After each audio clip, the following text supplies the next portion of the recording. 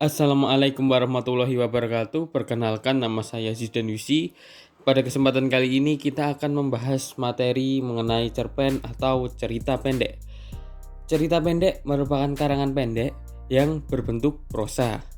Tujuan cerita pendek ialah mengungkapkan perasaan, imajinasi, dan pengalaman penulis dalam sebuah cerita. Kemudian manfaat cerita pendek, yaitu menghibur pembaca dengan menyampaikan pesan, teguran maupun nasihat serta melatih kemampuan menulis. Fungsi cerita pendek, fungsi rekreatif yaitu memberikan rasa gembira, senang dan menghibur para pembaca. Fungsi didaktif yaitu mendidik dan mengarahkan pembaca melalui nilai-nilai kebenaran dan kebaikan yang terkandung di dalam cerpen. Fungsi estetis yaitu memberikan keindahan bagi pembaca. Fungsi moralitas yaitu mengandung nilai-nilai moral, dan fungsi religiusitas yaitu mengandung nilai dan ajaran agama yang dapat dijadikan teladan. Pembedaan cerita pendek. Yang pertama ada cerpen sangat pendek yaitu short story. Yang kedua ada cerpen panjangnya sedang yaitu middle short story. Dan yang ketiga ada cerpen panjang yaitu long short story. Ciri-ciri cerita pendek. Alur cerita lebih pendek daripada novel. Sebuah cerpen memiliki jumlah kata yang tidak lebih dari 10.000 kata. Biasanya isi cerpen berasal dari kehidupan sehari-hari, tidak menggambarkan semua kisah pada tokohnya, hanya menggambarkan intinya saja. Tokoh di dalam cerpen digambarkan mengalami konflik, masalah, hingga pada tahap penyelesaian.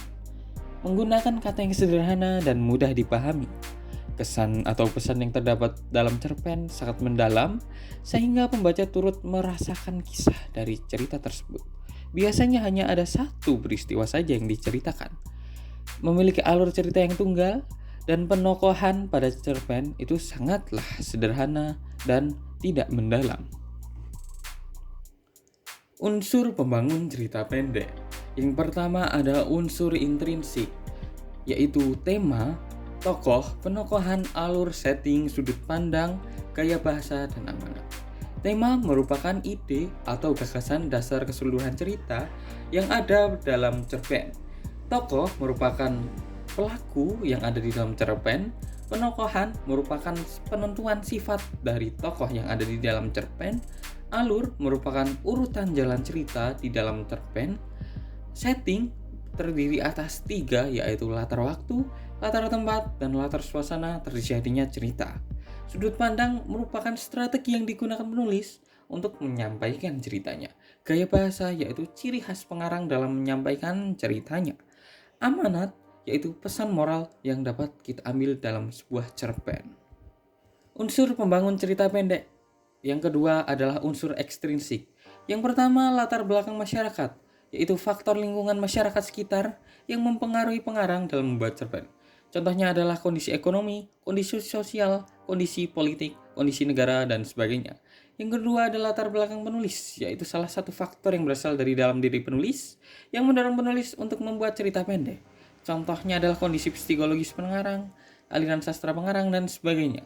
Yang ketiga ada nilai yang terkandung di dalam cerpen. Ada 4 nilai yang biasa kita dapat jumpai, yaitu nilai agama, nilai sosial, nilai moral, dan nilai-nilai budaya.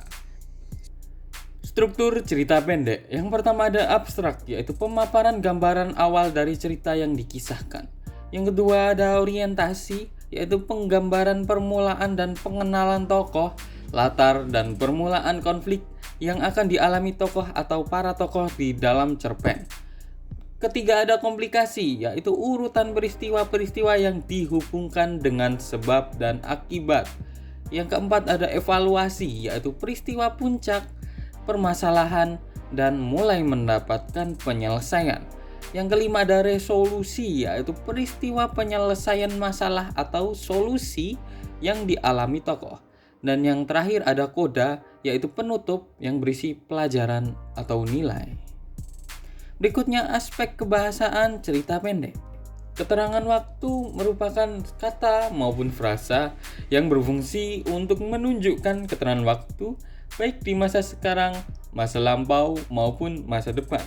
Kemudian, kata kerja aktif merupakan jenis kata yang subjeknya memiliki posisi sebagai pelaku. Ciri kata kerja aktif yakni menggunakan imbuhan me atau ber. Kata kerja pasif merupakan jenis kata kerja yang subjeknya memiliki posisi sebagai pihak yang dikenai pekerjaan dari kata tersebut. Ciri kata kerja aktif yakni menggunakan imbuhan di atau ter. Kata sifat merupakan kata yang berfungsi untuk mendeskripsikan keadaan atau sifat seseorang, bentuk, usia, ukuran, maupun warna dari suatu benda. Kalimat langsung merupakan kalimat yang merupakan hasil kutipan langsung dari pembicaraan seseorang yang sama persis seperti apa yang dikatakannya. Kalimat langsung dalam cerpen diucapkan oleh seorang tokoh, dan ciri kalimat langsung antara lain diawali dengan tanda petik, huruf pertama pada kalimat yang dipetik menggunakan huruf kapital, dan apabila berupa dialog berurutan, harus menggunakan tanda titik 2 di depan kalimat langsung atau sebelum tanda petik itu tadi. Kalimat tidak langsung merupakan kalimat yang melaporkan atau memberitahukan perkataan orang lain dalam membentuk atau bentuk kalimat berita.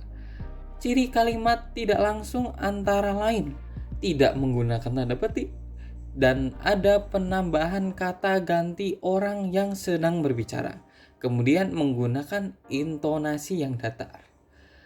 Kalimat lampau merupakan kalimat yang digunakan untuk menyatakan peristiwa pada masa lampau, dan dialog merupakan percakapan antara dua orang atau lebih, dan dialog ini ditandai dengan adanya tokoh dan kalimat langsung. Langkah-langkah menyusun cerita pendek. Yang pertama, menentukan tema. Yang kedua, menentukan sudut pandang atau pusat pengisahan. Dan yang ketiga ada menentukan perwatakan, yaitu tokoh dan wataknya. Yang keempat, menentukan latar atau setting, yaitu setting tempat, setting waktu, dan setting suasana. Dan yang kelima, menyajikan cerita sesuai dengan alurnya. Mau alur maju, mau alur mundur, maupun alur campuran. Aspek-aspek yang perlu diperhatikan dalam menyusun cerita pendek. Yang pertama ada kesalahan tulisan. Jangan sampai ada kesalahan tulisan di dalam teman-teman semuanya menulis sebuah cerita pendek. Yang kedua, ketepatan ejaan. Dari ejaan yang tepat akan menghasilkan makna yang tepat sehingga penyampaian cerita dapat tersampaikan dengan tepat. Yang ketiga, pemilihan kata, yaitu kata yang indah, kata yang cocok dengan keadaan supaya keadaan, suasana, dan tempat itu dapat tergambarkan secara jelas dan nyata. Dan kemudian yang keempat, keefektifan kalimat.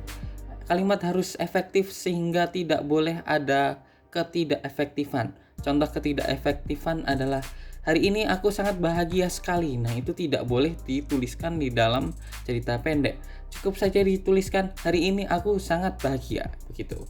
Yang kelima ada keterpaduan paragraf, yaitu antara paragraf pertama, kedua, dan ketiga harus terpadu dan serasi. Seperti itulah pembahasan cerpen dari saya untuk pertemuan kali ini. Apabila ada benarnya itu semata-mata dari Tuhan Yang Maha Esa, dan apabila ada kurangnya saya mohon maaf. Sekian, wassalamualaikum warahmatullahi wabarakatuh. Semangat berkarya dan semangat belajar.